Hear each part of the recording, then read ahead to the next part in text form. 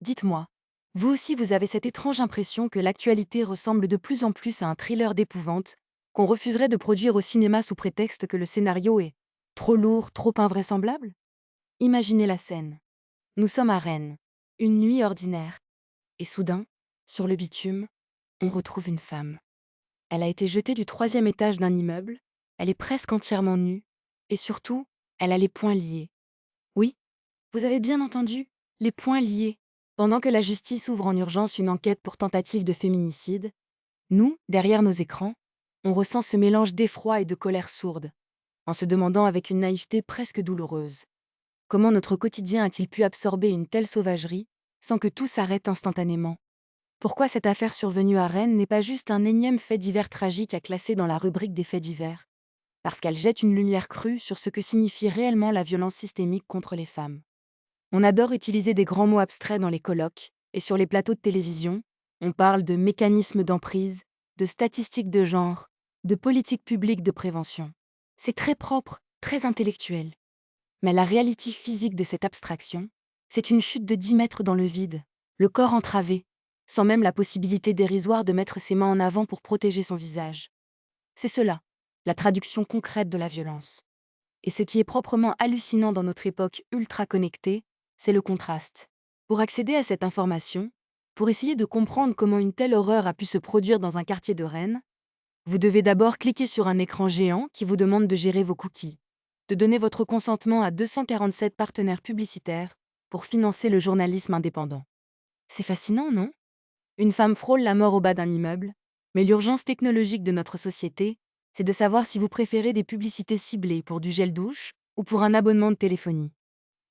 On vit dans un monde où la marchandisation de notre attention est plus fluide et mieux organisée que la protection des vies humaines. Entrons un instant dans les détails de ce que nous savons de cette enquête ouverte pour tentative de féminicide. Le troisième étage.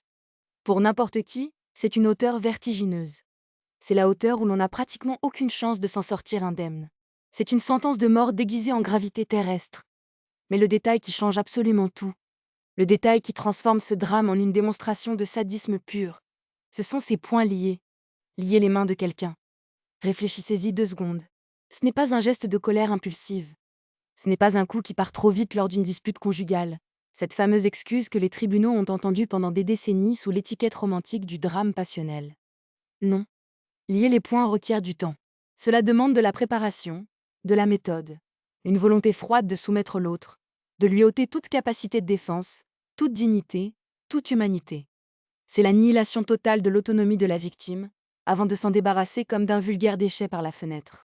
Quand on y pense, la maison, l'appartement, c'est censé être l'endroit le plus sûr au monde. C'est là qu'on ferme la porte à double tour, pour laisser la dureté du monde extérieur dehors. Mais pour trop de femmes, ce refuge est en réalité une prison de haute sécurité, où le geôlier dort dans le même lit. Et on entend encore, de manière si candide, des gens demander « Mais pourquoi elle n'est pas partie? Pourquoi elle n'a pas appelé à l'aide ?» C'est une question d'une paresse intellectuelle absolue. Comment voulez-vous partir quand vos mouvements sont surveillés, quand votre espace mental est colonisé, et dans ce cas précis, quand vos poings sont littéralement attachés? La mécanique de l'emprise commence bien avant les cordes physiques. Les cordes physiques ne sont que la conclusion logique d'un processus de séquestration invisible qui se joue derrière les volets clos de nos voisins. À Rennes, le parquet a réagi en ouvrant immédiatement une enquête pour tentative de féminicide. C'est une reconnaissance de la nature ultra spécifique de ce crime. On ne parle pas d'une violence générale, on parle d'une violence ciblée, d'une tentative d'élimination physique d'une femme parce qu'elle est femme, parce qu'elle est considérée comme un objet que l'on peut posséder, détruire et jeter du troisième étage quand elle cesse de plaire ou de se soumettre. Les enquêteurs vont devoir reconstituer les minutes qui ont précédé cette chute terrible. Qui était dans cet appartement? Quelles scènes de terreur se sont déroulées derrière cette porte close, avant que le corps ne bascule dans le vide? Mais au-delà de l'enquête policière, ce drame nous tend un miroir extrêmement dérangeant sur notre propre fonctionnement collectif. Le véritable twist de cette histoire, la vérité inconfortable qu'on refuse de regarder en face, c'est que nous avons fini par industrialiser la tragédie. Nous consommons ces drames comme du pop-corn informationnel. On lit jeté presque nu du troisième étage. On ressent une brève décharge d'adrénaline, un frisson d'indignation sur les réseaux sociaux, et puis on passe à autre chose. Le système nous a habitués à traiter ces tentatives de féminicide comme des événements de nature inévitable. Aujourd'hui, il y a eu un drame à Rennes, et une femme est tombée d'un balcon les mains liées. Comme si la gravité ou le vent en étaient les seuls responsables. Mais lier les mains de quelqu'un, ce n'est pas un phénomène naturel. C'est un choix politique, social, culturel. C'est le résultat d'une éducation, d'une impunité perçue, d'un système judiciaire qui intervient trop souvent après la tragédie, plutôt qu'au premier signal d'alarme. On nous parle sans cesse de sécurité globale, de caméras de surveillance dans nos rues, de flicage algorithmique de nos vies privées pour traquer la moindre petite infraction.